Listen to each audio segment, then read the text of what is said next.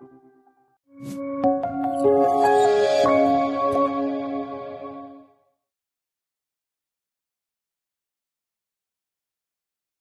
Assalamualaikum warahmatullahi wabarakatuh. Selamat Waalaikumsalam warahmatullahi wabarakatuh. ah, selamat pagi, selamat siang, selamat malam karena nanti ini akan ditonton di berbagai macam kondisi waktu nanti di via YouTube oleh masing-masing penonton semuanya. Sebelumnya perkenalkan diri saya terlebih dahulu. Nama saya Rahim Isnan Ahlirman, bisa dipanggil Rahim. Saya dari Tutur Inisiatif dengan harapan kita nanti menjadi wadah kreasi dan kolaborasi untuk anak muda. Dan tujuan kegiatan kita pada hari ini adalah supaya kita anak muda bisa mendapatkan inspirasi dan juga motivasi dari orang-orang dan tokoh-tokoh yang sudah berpengalaman di bidangnya masing-masing, yang nanti bisa membuat Indonesia lebih baik lagi di masa depan. Dan mudah-mudahan di 2045 kita bisa mencapai Indonesia emas. Dan kali ini kita akan berdiskusi dengan salah seorang pemateri yang sangat luar biasa, yang profilnya ada di mana-mana, prestasinya juga ada di mana-mana, tidak hanya di Indonesia, tapi juga di mungkin seantero dunia, kalau boleh saya menyebutkan. Dan ia adalah Ibu Tri Mumpuni. Ibu Tri Mumpuni adalah seorang Executive Director di Institut Bisnis dan Ekonomi Kerakyatan, sekaligus juga pendiri Institut Bisnis dan Ekonomi Kerakyatan. Selamat malam, Bu Buni. Selamat malam. Jadi ini jam 9 malam. Bu Buni, sehat Ibu? Alhamdulillah sehat. Alhamdulillah. Baik Ibu, kalau boleh nanya di awal terlebih dahulu Bu, kegiatan Ibu sehari-hari apa aja sekarang Bu? Oh ya, ini karena sejak COVID itu kan saya tidak tinggal di Jakarta. Saya Oh iya. tinggal di kebun saya kira-kira 5 menit dari Ciater, itu di Subang ya, di lereng Gunung Tangkuban Perahu lah gitu. Di situ biasanya yang saya lakukan sehari-hari ya berkebun, terus kemudian kalau ada Zoom ya saya Zoom, webinar, segala macam lah. Banyak aktivitas yang bisa dikerjakan ya kalau sedang tidak ada kegiatan harus ke terpaksa 1-2 rapat tuh ada yang offline gitu ke Bandung maupun ke Jakarta. Jadi sekarang seperti jadi orang desa lah, lebih menyenangkan. Ya Bu. Kalau boleh tahu Bu, biasanya Ibu kan masuk ke pelosok-pelosok daerah nih Bu. Nah kalau di saat COVID sekarang bagaimana Bu? Masih ke pelosok daerah atau bagaimana Bu? Beberapa masih, tapi justru daerah itu menurut saya malah aman. Iya Jadi Pak. zona zona aman dari COVID karena memang di daerah terpelosok yang tidak terekspos oleh hiruk pikuk duniawi kalau menurut saya ya. Mereka punya punya dunianya sendiri gitu. Daerah yang terpencil di balik gunung atau kadang-kadang di bukit, di puncak gunung dan sebagainya yang alamnya masih bagus. Siap Bu. Nah, baik Bu, ini masuk ke ini pertanyaan dari saya terlebih dahulu Bu, terkait dengan Ibu ini kan dikenal dengan tokoh yang menerangi pelosok-pelosok daerah ya Bu ya. Kira-kira Ya, kalau kalau saya lihat dari riset saya sebelumnya ada hampir ratusan 150 lebih desa yang sudah diterangi ya Bu ya. enggak sih, sebetulnya mungkin masih di bawah 100 tapi Hmm. mendekati lah. Belum. Bisa Bu. Belum. Tapi kalau saya lihat ke tadi juga diskusi gitu Bu, ada program-program lain juga yang setidaknya meniru atau memodifikasi dari program yang Ibu punya gitu ya Bu ya, yang sudah dilakukan oleh institusi lain baik dari segi kementerian ataupun perusahaan atau CSR yang lain gitu ya Bu ya. Ini kan apa ya, memberikan listrik itu ke sebuah kegiatan universal yang semua orang juga bisa melakukan gitu loh.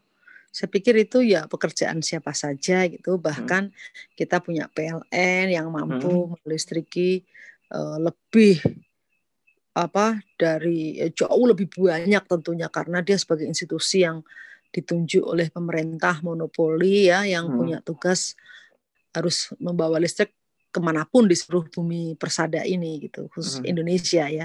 Iya Pak. Nah, tadi saya juga sedikit baca, Bu. Saya pikir sebelumnya tujuan utama Ibu ke desa-desa itu adalah untuk menerangi, Bu. Menerangi dalam artian membangun pembangkit listrik mikrohidro, terus dari masyarakat sudah mendapatkan listriknya, itu saja. Tapi menariknya ketika saya coba riset tadi, ternyata mikrohidro ini adalah pintu masuk gitu, Bu. Jadi sebenarnya, Bu, tujuan utama eh, program yang Ibu lakukan pemberdayaan masyarakat di desa ini apa tujuan utamanya sebenarnya, Bu?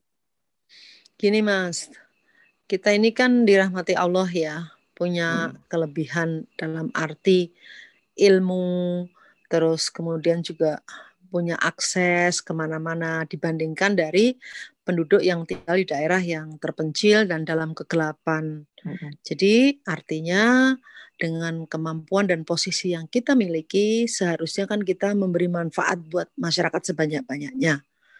Nah, kalau sudah bicara begitu, ya yang kita lakukan adalah bagaimana kita mampu tadi itu memberikan manfaat. Kebetulan di daerah yang sangat terpencil, terus akses infrastrukturnya sulit, masih dalam kegelapan karena belum ada listrik, Hmm. tapi sebetulnya secara alam dia memiliki sumber daya yang bisa dikelola dan dibangun untuk menjadi listrik. Misalnya ada Hmm. sungai, terus sungai itu menjadi mikrohidro gitu. Hal-hal seperti itu sebetulnya bisa dilakukan oleh siapa saja. Hmm.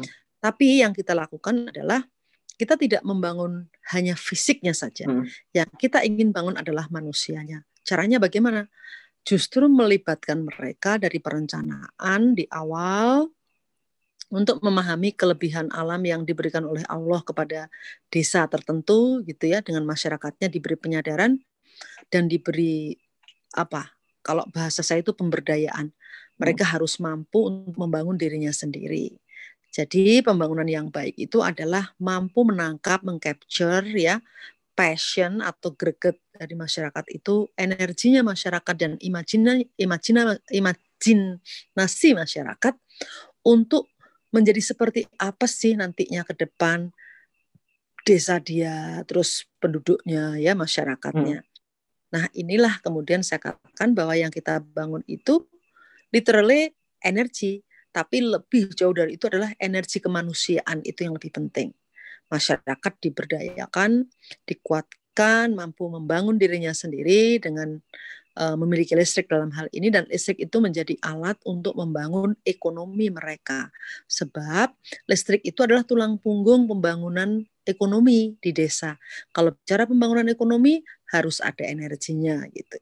Jadi saya pikir itulah tujuan utama kita adalah bagaimana mensejahterakan rakyat dengan pendekatan ya infrastruktur dalam hal ini listrik, tapi sebetulnya yang dibangun adalah manusianya, sehingga nanti mereka bisa membangun ekonominya sendiri dan memakmurkan, mensejahterakan mereka sendiri, gitu kira-kira.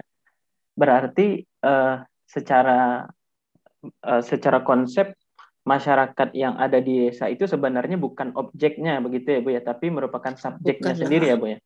dia subjek yang harus mampu membangun dirinya. Hmm. Tugas kita adalah menyadarkan mereka bahwa mereka punya kemampuan dan mereka harus punya kemauan juga untuk maju. Kira-kira Hmm. itu. Hmm. Nah, Bu, kalau secara sederhana, Bu, misalkan ketika Ibu masuk ke satu desa begitu, Bu. Ibu yang notabene merupakan orang luar, bukan orang asli dari desa itu, Bu. Pasti akan sangat sulit begitu ya, Bu, ya, masuk ke desa itu untuk membangun orangnya, menjadikan mereka subjek begitu, Bu. Bagaimana cara cara Ibu masuknya begitu, Bu?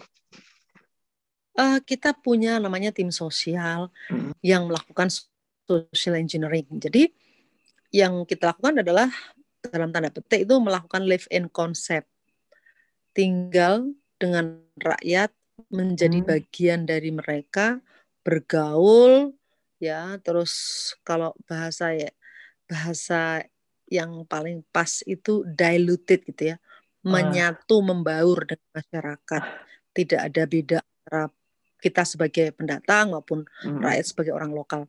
Setelah mereka mampu percaya kepada kita ya, kita tuh membangun trust, membangun rasa percaya masyarakat terhadap apa yang akan kita lakukan untuk mereka. Kita sadarkan bahwa sebetulnya pembangunan ini bukan buat kita, tetapi buat mereka. Begitu mereka muncul rasa percaya, mereka akan tahu bahwa yang kita lakukan itu sebetulnya untuk mereka. Jadi pembangunan itu dari mereka dan untuk mereka. Intinya itu, dan itu tidak sulit menurut saya karena yang penting kita punya uh, punya kegiatan dalam hal ini, kita mampu meyakinkan mereka bahwa kita ingin bersama-sama dengan mereka memberi yang terbaik, melakukan yang terbaik dalam hal ini, membangun fasilitas yang bisa dinikmati oleh seluruh masyarakat desa, yaitu membangun energi atau listrik dari energi terbarukan. Dengan tujuan utamanya tadi supaya kesejahteraan masyarakat di desa menjadi lebih tinggi lagi begitu ya Bu ya? Meningkat dan lebih baik. Nah karena menarik sebenarnya Bu, karena kalau misal yang terjadi saat ini banyak sekali orang, mungkin orang kota, ya anggaplah orang kota begitu Bu, yang datang ke desa seakan-akan datang ke desa menyelesaikan masalah yang ada di desa begitu Bu. Sementara orang yang di kota sendiri belum menyatu seperti yang Ibu sampaikan tadi itu dengan orang-orang yang ada di desa begitu ya Bu ya. Jadi sebetulnya persoalan-persoalan desa itu yang menyelesaikan ya harus orang desa. Kita harus memberikan penguatan, pemberdayaan gitu kepada mereka sehingga mereka merasa bahwa oh ini persoalanku, dan saya atau aku gitu masyarakat itu harus merasa bahwa mereka punya kekuatan untuk mampu menyelesaikan persoalannya sendiri gitu. Tugas kita hanya membangkitkan passion atau greget mereka untuk mampu membangun dirinya sendiri. Jadi sebenarnya bensinnya itu sudah ada di desa begitu ya Bu ya. Cuma kita memantik sedikit api saja begitu ya Bu ya. Betul, setuju. Nah, Bu, kalau boleh tahu Ibu memulai program ini sudah sejak tahun berapa, Bu? Sebetulnya program ini kan dimulai oleh suami saya tahun 79 ya. Oh, oke, Bu. Sejak dia sebagai mahasiswa ITB yang waktu itu tentara menduduki kampus, mahasiswa tidak boleh melakukan kegiatan politik di kampus. Dulu ada Dewan Mahasiswa dibubarkan dan sebagainya. Nah, sementara saya sendiri terlibat itu sejak tahun 96. Di mana saya menyadari bahwa kegiatan ini kok tidak hanya sekedar kegiatan membangun fisik, tapi ini adalah kegiatan membangun bangsa ya, melalui masyarakat desa, di mana nantinya setelah mereka sadar bahwa pembangunan itu harus ditentukan oleh kondisi masyarakat itu sendiri, bukan oleh siapapun. Namun prakteknya mereka tetap harus diberi penyadaran dan diberikan akses informasi, akses pendanaan, ya. Terus juga disadarkan bahwa kemampuan mereka itu luar biasa karena Allah itu menyediakan sumber daya alam ya yang bisa dibangun. Jadi kita sebagai orang luar tuh sebetulnya punya apa sih? Kan kita punya teknologi, ya, kita punya financial lah, kekuatan finansial. Artinya bukan kita pribadi, tapi kita bisa mengajak siapapun gitu ya, mendatangkan financial itu dari banyak pihak. Terus kita juga punya kemampuan manajerial. Nah, teknologi finansial dan kemampuan manajerial inilah yang harusnya datang bersama-sama ya ke sebuah desa bersama masyarakat lokal membangun. Dan pembangunan itu harus untuk kesejahteraan masyarakat lokal. Ini yang dibilang kita itu melakukan pembangunan berpartner dengan masyarakat lokal. Jadi investasi bersama masyarakat lokal untuk kemakmuran masyarakat lokal.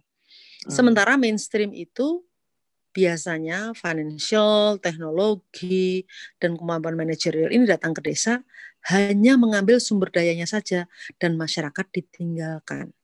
Sejak itulah muncul yang namanya kemiskinan. Jadi sebetulnya kemiskinan itu simptom. Karena real problemnya adalah masyarakat dipisahkan dari sumber daya lokal yang mereka miliki yang diberikan oleh Allah.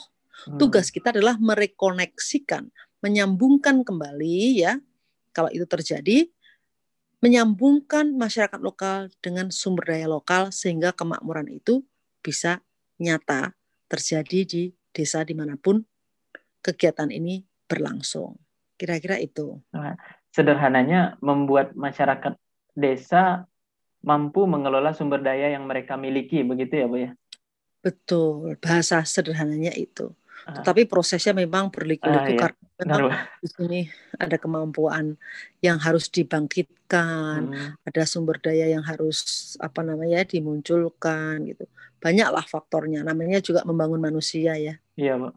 Dan kalau boleh tahu, Bu, untuk membangun apa ya, Bu ya?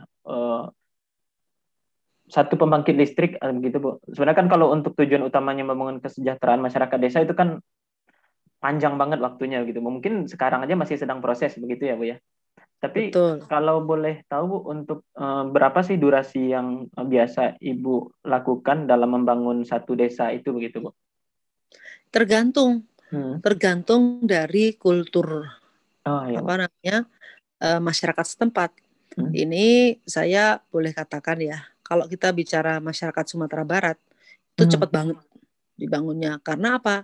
Karena mereka memang jiwa entrepreneurship-nya tinggi dan dia tahu bahwa listrik ini untuk kesejahteraan aku gitu ya. Hmm. Jadi mereka itu diajak rapat beberapa kali juga sudah langsung paham gitu. Tapi Hmm. beda ceritanya kalau kita membangun masyarakat Indonesia bagian timur.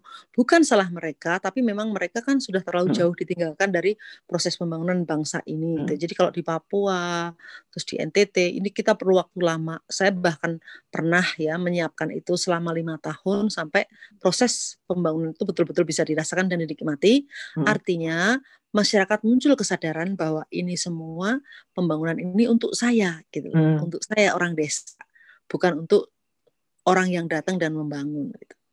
Nah ini memang dari Sabang sampai Merauke bermacam-macam tergantung masyarakatnya, Hmm. kondisi sosial budaya setempat seperti apa, apakah mereka sudah dalam level yang bisa beradaptasi menerima semua inovasi yang datang dari luar atau mereka masih harus ditunggu dulu gitu ya.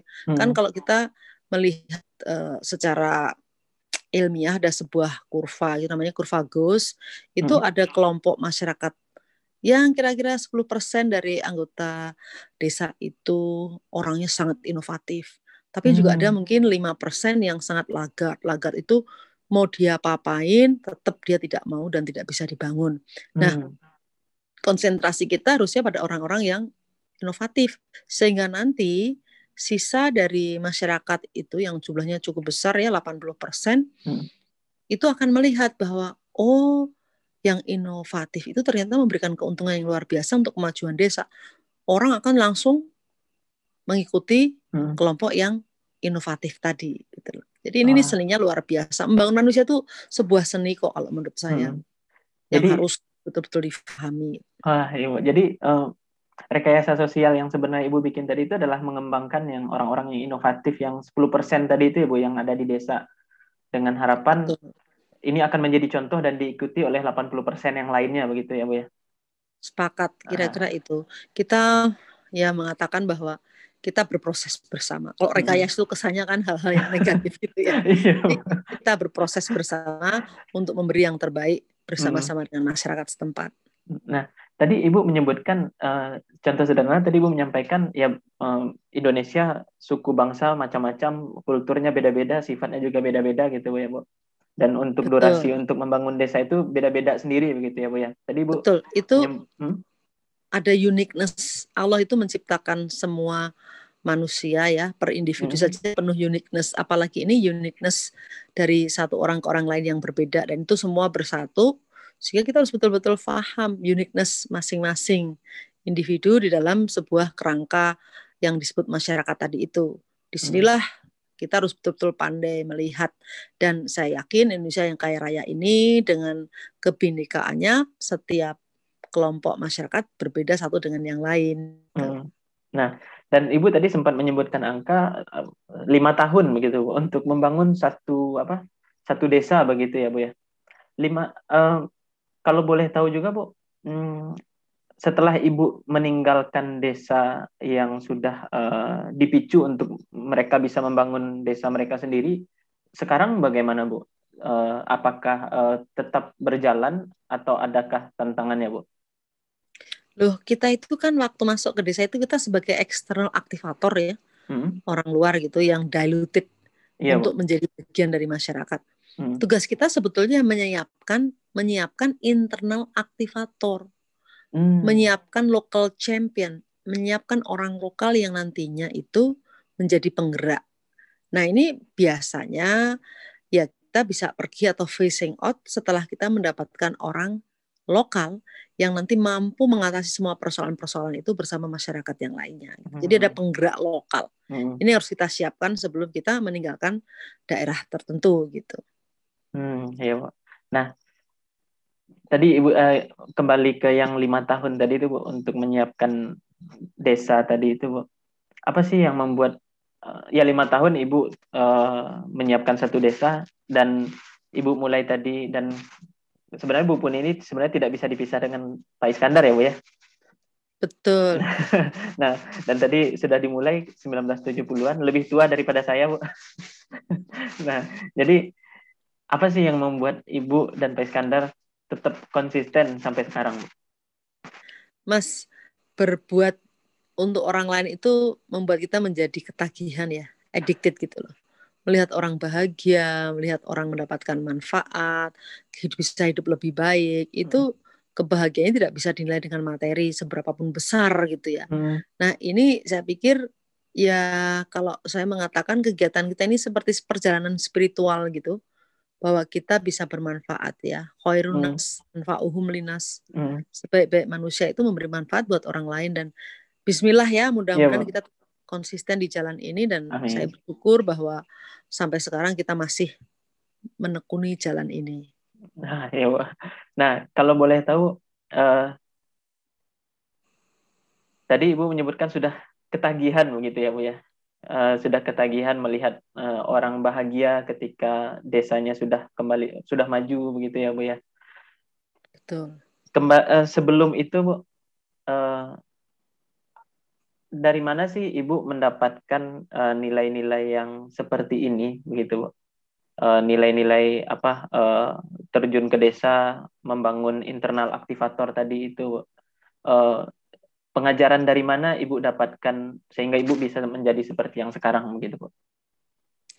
Hidup itu seperti air yang mengalir ya, dan kita itu tentunya pasti belajar dari keluarga. Dan keluarga itu bisa keluarga di mana kita dulu dibesarkan, kemudian juga keluarga di mana kita membangun rumah tangga. Saya bersyukur bahwa saya diajari untuk berbagi ya, untuk memberi dari orang tua saya. Terus kemudian saya bisa meneruskan itu semua karena ternyata waktu menikah suami saya pun juga punya prinsip yang sama, bahwa hidup kita harus rahmatan lil alamin, memberikan manfaat buat orang banyak. Dan saya yakin kalau kita menjaga dan merawat orang-orang duafa, Allah juga merawat dan menjaga hidup kita. Sesimpel itu sebetulnya. Iya, Pak. Menarik. Nah, kalau tadi Ibu menemukan Pak Iskandar, atau Pak Iskandar menemukan Ibu begitu, Bu, yang sudah sefrekuensi begitu, Bu. Gimana kok Ibu bisa menemukan Pak Iskandar dan Pak Iskandar bisa menemukan Ibu dan jadi satu rumah tangga begitu, Bu? Itu kan apa ya? Pertanyaan yang sulit untuk dijawab karena saya pikir Allah itu sudah menentukan jalannya manusia masing-masing gitu loh. Dan saya yakin kita dipertemukan dengan orang yang sama frekuensinya. Iya, Kalau Pak. enggak, secara chemistry kita nggak akan nyatu gitu loh. Saya dulu selalu berharap bahwa kalau toh saya dipertemukan oleh Allah dengan siapapun, saya akan menghabiskan sisa hidup saya gitu. Saya berharap bahwa orang itu juga satu visi gitu ya, punya pemahaman yang sama. Dan ternyata saya terus terang ya tentu saja karena dia suami saya akan bilang dia orang yang sangat luar biasa buat hidup saya, membentuk saya juga gitu loh. Di dalam kondisi yang terbaik maupun yang terburuk, kita sama-sama ingin memberi yang terbaik buat orang lain. Jadi kalau kita bisa menyelesaikan persoalan-persoalan hidup kita, saya pikir ya kehidupan kita bisa memberikan manfaat buat banyak orang. Sesederhana itu sebenarnya cita-cita kita gitu loh. Kalau ngurusin kita berdua saja dan anak-anak, saya pikir sudah jauh lebih dari cukup. Jadi yang jadi PR adalah bagaimana agar kehidupan kita ini memberi makna buat banyak manusia itu. Nah, dan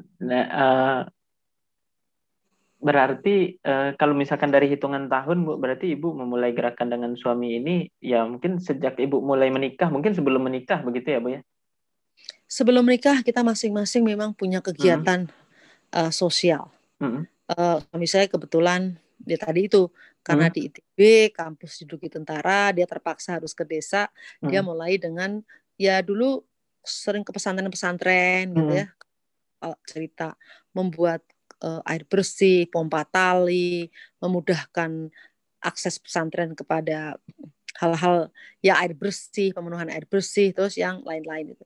Sementara saya dari dulu waktu kuliah pun saya sudah bergelut dengan pembangunan pedesaan karena kebetulan background saya di IPB yang mengharuskan saya untuk bisa terlibat dan mampu memahami kehidupan petani dengan usaha tani. Terus Hmm. kemudian juga dulu saya bertemu dengan seorang tokoh perempuan yang memang hidupnya itu dia istri pejabat tapi hidupnya didedikasikan untuk membangun desa-desa gitu. Jadi Hmm. sepertinya kok jalannya sudah dimudahkan oleh Allah Hmm. ya, ditunjukkan ini loh jalanmu dan kita tinggal menjalani saja dengan penuh kebahagiaan dan kesenangan tentunya ya. Hmm. Nah, saya jadi teringat ya kata bijak ya Bu ya. Jadi kalau kata bijak itu kan orang yang mempunyai tujuan yang sama akan bertemu di perjalanan begitu ya Bu ya. Dan Kira-kira begitu. Ibu bertemu dengan Pak Iskandar. Tapi suami saya sering bercanda bahwa di belakang istri yang sukses ada suami yang stres. Karena dia banyak sekali yang harus dia kerjakan dengan kegiatan-kegiatan saya ini. Nah, eh, eh, menyambung dengan pertanyaan saya selanjutnya, Bu. Bagaimana cara Ibu memanajemen rumah tangga dengan Pak Iskandar, Bu? Dengan seperti yang Ibu katakan sebelumnya, Bu. Ya kita harus kuncinya di ini sih, kuncinya di trust, saling Hmm. percaya. Terus kuncinya bahwa sebagai suami terus terang dia itu selain setia dia juga setara gitu loh. Hmm. Dia tidak pernah mengatakan bahwa laki-laki yang harus maju. Enggak, buat dia sama saja. Hmm. Dan dia selalu mengatakan bahwa siapapun kalau bisa berperan lebih baik, kenapa tidak gitu. Hmm, Dan ya, Bu. akan saling mendukung gitu. Hmm. Dan dia merasa bahwa kemampuan dia itu berpikir lebih Hmm. dalam gitu ya. Kalau saya kan lebih heboh gitu. Kalau kalau apa namanya kalau menyiapkan sesuatu, dia kan orang yang sangat berpikir dalam dan kemudian dengan apa konsep-konsep yang luar biasa dan saya alhamdulillah mampu menjalankan semua itu tandem gitu loh. Hmm. Nah, ini yang saya rasakan bahwa peran kita ini sama-sama penting gitu loh. Hmm. Bahwa dia mengisi bagian yang saya tidak punya dan saya juga mengisi bagian di mana dia tidak memiliki. Itu Hmm. intinya. Tidak Jadi, ada lebih hebat siapapun, kita hmm. sama-sama berdua ingin memberikan kontribusi yang sebaik-baiknya buat sesama. Hmm. Nah, kalau boleh tahu, Bu, biasanya obrolan Ibu dengan Pak Iskandar terkait biasanya kalau di rumah, Bu, itu obrolannya terkait dengan masalah yang ada di desa atau obrolan rumah tangga biasa begitu, Bu?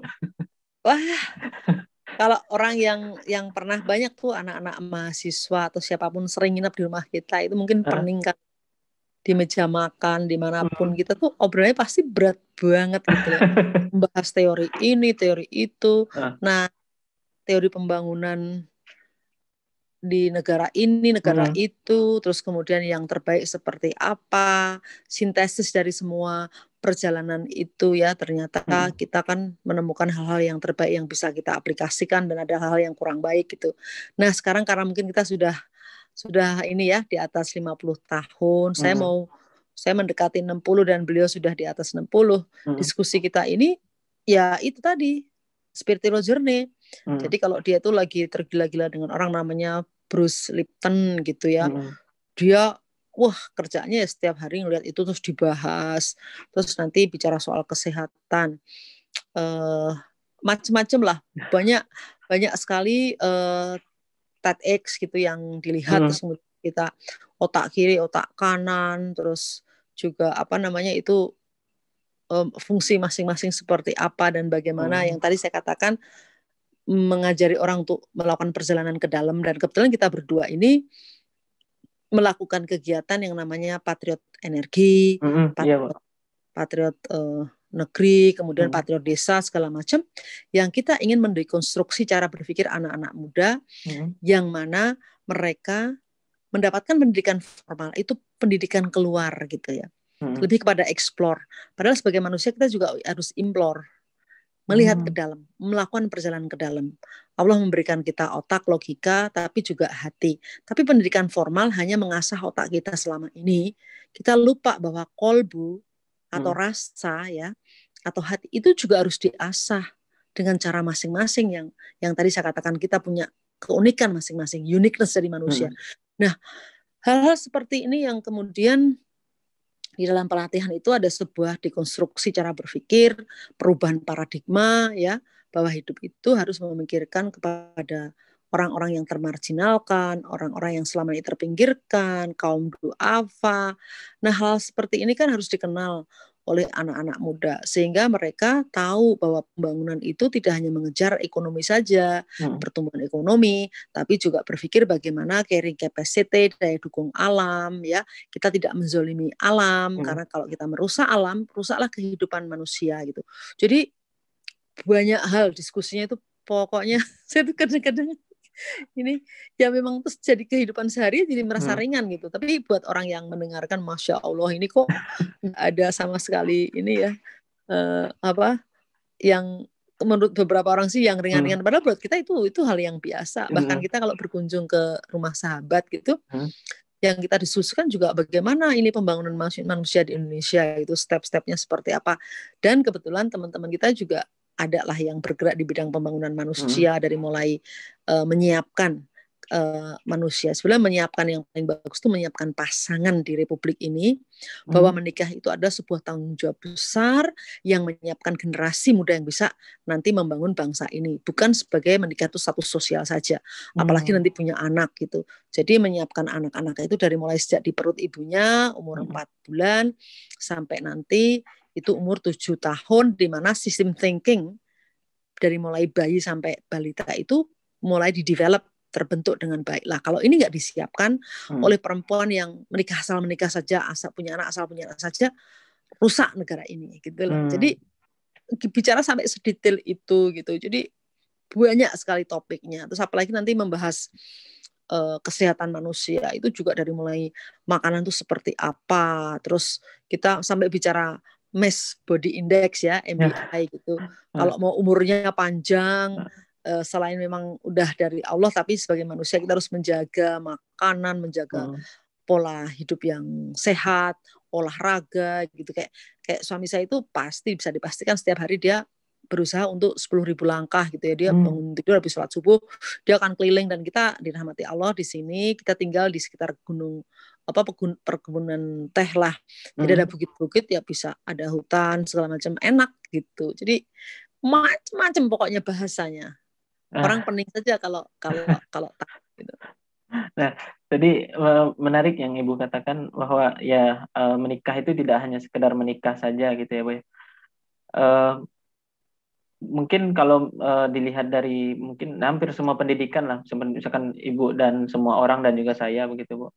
Terkadang kan kita di sekolah dipersiapkan untuk menjadi karir apa yang akan kita hadapi di masa depan begitu ya, Bu ya. Padahal secara sederhananya kan ya 99% orang manusia pasti itu akan karir yang akan dihadapinya adalah menjadi orang tua begitu ya, Bu ya. Sepakat. Nah, khususnya ibu ya. Ibu ah, itu perannya luar biasa. mm, Benar. Selain bapak juga berperan penting, mm, tetapi proses untuk pembentukan karakter segala macam, dan ibu itu guru pertama. Karena mm. yang dilihat anak begitu lahir itu ya ibunya. Jadi ibu Oh itu ya. guru pertama dari seorang anak manusia. Mm, Mendidik perempuan itu sebenarnya mendidik satu generasi. mm, Nah, ini harus disadari bersama gitu loh. mm. Nah, Jadi nggak gampang lah. Artinya untuk anak-anak iya, muda mencari pasangan itu harus betul-betul yang super posisi positif, mm, saling menguatkan, ya, mm, saling berkontribusi untuk memberi yang terbaik. mm. Nah, menurut Ibu tadi itu ya mencari pasangan terus dengan apa ya peran perempuan ya sebagai sekolah pertama bagi anak-anak gitu ya, Bu ya. Dan jika melihat dari kondisi yang sekarang terjadi begitu, Bu, ya media sosial berkembang begitu pesat begitu, Bu. Informasi juga harusnya sangat cepat begitu. Menurut Ibu jika ditelisik dari pengalaman Ibu, pengalaman dari orang tua Ibu, pengalaman Ibu berkeluarga, apa sih Bu nasihat yang bisa Ibu berikan kepada anak muda saat ini begitu, Bu? Langkah pertama adalah please serius berhati-hati minta kepada Allah agar diberi pasangan yang saling melengkapi. Pasangan yang tadi saya katakan superposisi positif. Jadi kalau Anda maju, itu saling mendukung. Tidak ada yang saling menjegal. Dan ini tidak gampang. Artinya apa? Hanya doa yang bisa mengantarkan kita bertemu yang namanya sakinah tadi. Kunci utama sakinah dulu deh. Kalau Anda sudah bisa sakinah, Anda bisa membayangkan sebetulnya Anda juga berkontribusi terhadap perbaikan generasi muda bangsa ini. Gitu. Nasihat saya adalah ya kalau itu nikah itu adalah sebuah ibadah yang harus dijalani dengan benar ya. Harus meluangkan persiapan-persiapan untuk ya menyiapkan generasi pengganti kita yang akan membangun bangsa ini dan negeri ini gitu loh. Bukan sekedar mencari status sosial. Iya, Bu. Jadi ya menikah itu tidak hanya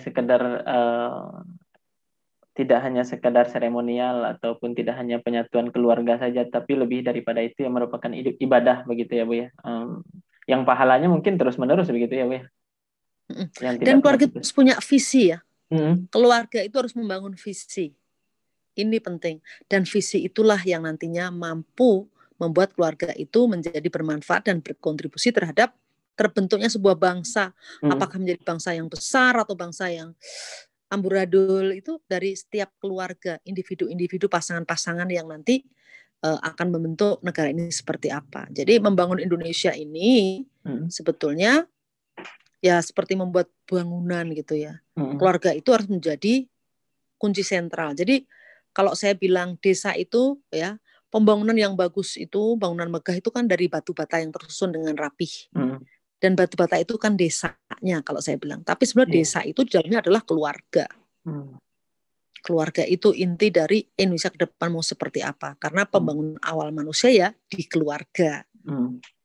Nah, jika dikembalikan dengan apa yang sudah Ibu lakukan di desa-desa begitu ya, Bu. Mungkin secara spesifik kegiatan apa sih, Bu, yang Ibu berikan untuk pembangunan keluarga di desa begitu, Bu? Kalau saya sebetulnya tidak spesifik di situ, tetapi selama kita punya kesempatan untuk ngobrol dengan kelompok ibu-ibu, ya kelompok anak-anak muda, disitulah kita mulai dalam tanda petik meracuni dalam hal arti yang positif gitu ya, bahwa saya selalu melarang anak-anak perempuan untuk kawin muda gitu ya. Dan saya selalu mengatakan bahwa perempuan harus bisa mandiri secara ekonomi. Kita nggak pernah tahu dalam sebuah keluarga itu umur suami itu berapa.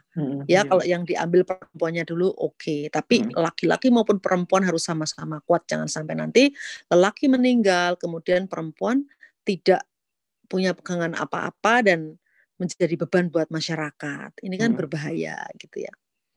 Ya hal-hal sesederhana itulah pendekatan saya, dan saya selalu mendorong anak perempuan untuk juga mampu independen secara finansial.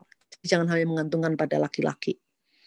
Kalau dengan cara itu, ya kalau terjadi apa-apa dalam keluarga, keluarga tetap kuat gitu.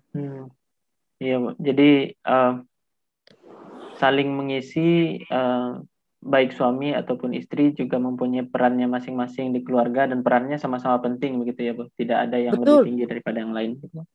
Nggak bisa, keluarga itu harus setara ya. Walaupun suami tetap sebagai imam kita, tapi dalam berpikir kita harus setara, dalam bertindak kita harus setara gitu. Sederhananya kalau jamaahnya di samping gitu ya, Bu. Kalau berdua kan Ibu. Tidak di belakang banget gitu, Bu. Tidak lah, jamaah kan selalu di sebelah ya. Nah, iya, Bu. Nah, menarik sekali apa yang Ibu sampaikan, mulai dari membangun desa tadi, mikrohidro, sampai dengan pembangunan keluarga, dan juga seperti yang Ibu sampaikan bahwa ya kalau mau bangsa ini maju, ya yang harus diperbaiki terlebih dahulu adalah keluarganya begitu ya, Bu ya. Dan mungkin kalau lebih ke belakang lagi ya sebelum orang itu menjadi keluarga begitu ya, Bu ya. Ya, jadi sebetulnya saya itu betul-betul berharap bahwa negara itu ikut campur di dalam menyiapkan pasangan gitu. Jadi sekarang ini kan menyedihkan ya bahwa khususnya kalau saya sebagai Muslim gitu, Mm-mm. saya melihat cara cara negara menyiapkan pasangan muda untuk menikah Mm-mm. itu harusnya mendapatkan pendidikan yang cukup bagaimana menjadi seorang ibu, menjadi seorang ayah, peran masing-masing dan Mm-mm. sebagainya. Bukan hanya sekedar di ceramah yang kadang-kadang ceramahnya juga menurut saya agak agak kurang bisa diterima anak-anak muda gitu loh. Mm-mm. Saya ambil contoh yang sederhana. Saya ingat banget waktu anak saya mau menikah gitu Mm-mm. kan, dia mendapat tawaran bahwa Mbak kalau kalau nggak mau ikut ceramah yang 3 hari itu ya bisa membayar gitu ya. Anak saya kan bayangin seorang chemical engineer gitu, Uh-uh. sekolah di luar, pulang tiba-tiba terus dia ingin menikah di desa gitu ya, di Mm-mm. tempat saya sekarang tinggal gitu Mm-mm. ya, bukan di Jakarta, dia Iya. sengaja. Terus dia ngikutin ceramahnya gitu loh.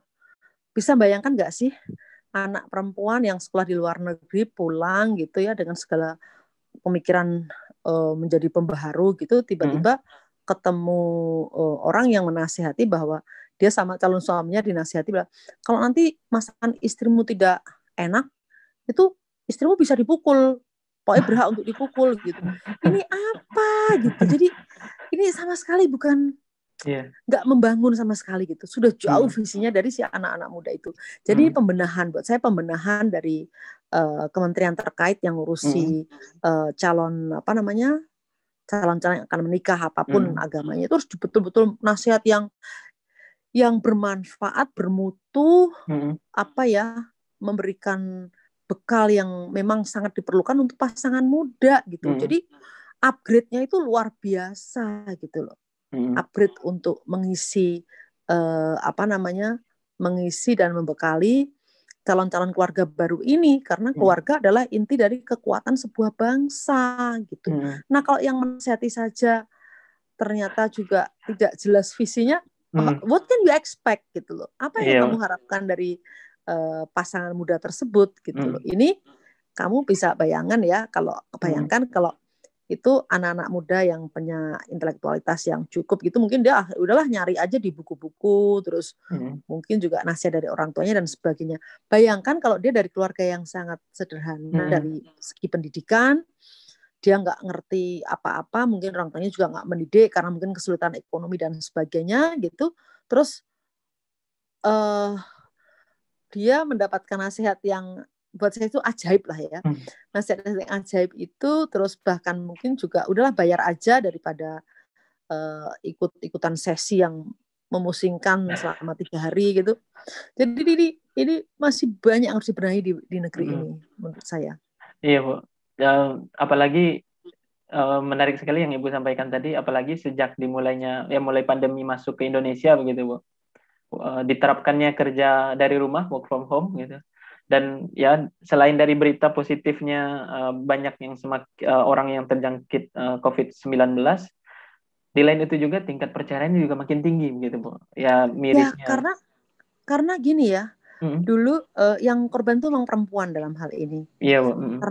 Karena dulu apa ya, tekanan ekonomi dan sebagainya, terus Mm. mungkin pasangan juga nggak harmonis, itu Mm.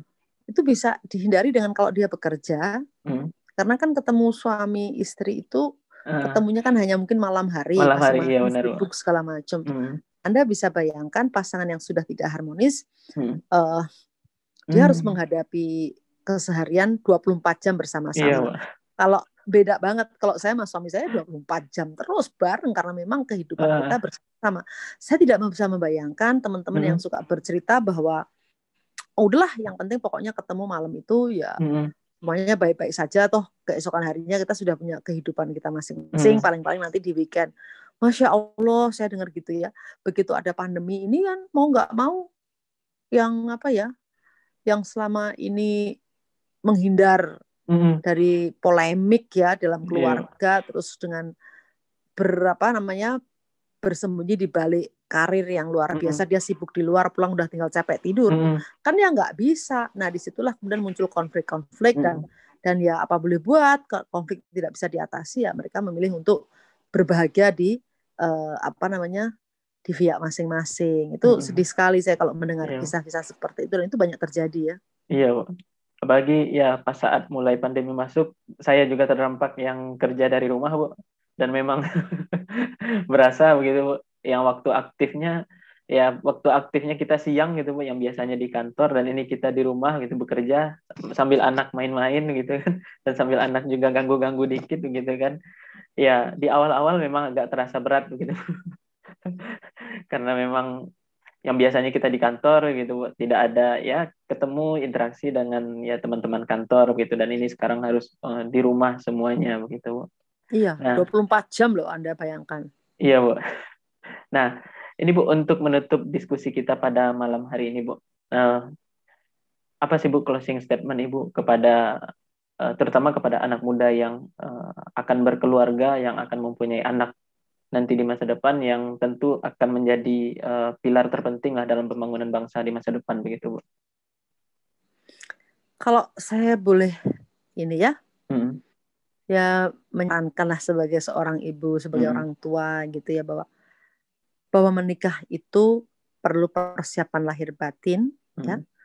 dan mencari jodoh itu harus yakin betul Hmm. bahwa bisa diajak bersama-sama, tidak hanya membangun keluarga tapi juga membangun bangsa. Jadi harus visi harus sama ya. Hmm. Kira-kira ini tidak hanya chemistry secara cinta gitu. Cinta itu memang Hmm. betul sih waktu Hmm. masih di awal-awal. Tapi saya yakin harus punya mimpi bersama, yang Hmm. mimpinya itu nanti menjadi rahmatan lil alamin. Keluarga kalian tidak hanya berguna untuk keluarga kalian saja berdua, tapi Hmm. juga berguna untuk keluarga besar, bahkan yang lebih besar adalah berguna buat masyarakat dan bangsa ini gitu. Hmm. Nah, oleh karena itu, hati-hatilah di dalam memilih. Harus yakin benar bahwa visi, mimpi itu bisa dibagi bersama-sama. Saya kira itu. Hidup Hmm. hanya sekali, hiduplah yang berarti. Ah, siap. Hidup hanya sekali, hiduplah yang berarti. Terima kasih banyak Ibu Puni atas waktunya pada malam hari ini.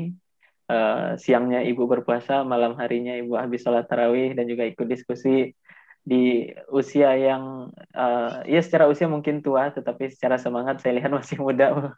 Alhamdulillah, Alhamdulillah. harus begitu ya. Saling Harus sehat, begitu. saling menjaga silaturahim. Siap Ibu. Terima kasih banyak Ibu atas diskusi, inspirasi, motivasi, dan semuanya yang pada malam hari ini kita diskusikan. Banyak sekali manfaat yang bisa kita terima dan kita dapatkan. Semoga nanti Indonesia semakin baik di Amin. masa depan. Amin. Amin. Amin. Terima kasih. Yuk. Assalamualaikum Ya, warahmatullahi wabarakatuh. Selamat Waalaikumsalam. istirahat ya. Ya, Dan selamat Waalaikumsalam. menjalani ibadah puasa. Ya, Ibu. Terima kasih banyak Ibu Puni. Sama-sama.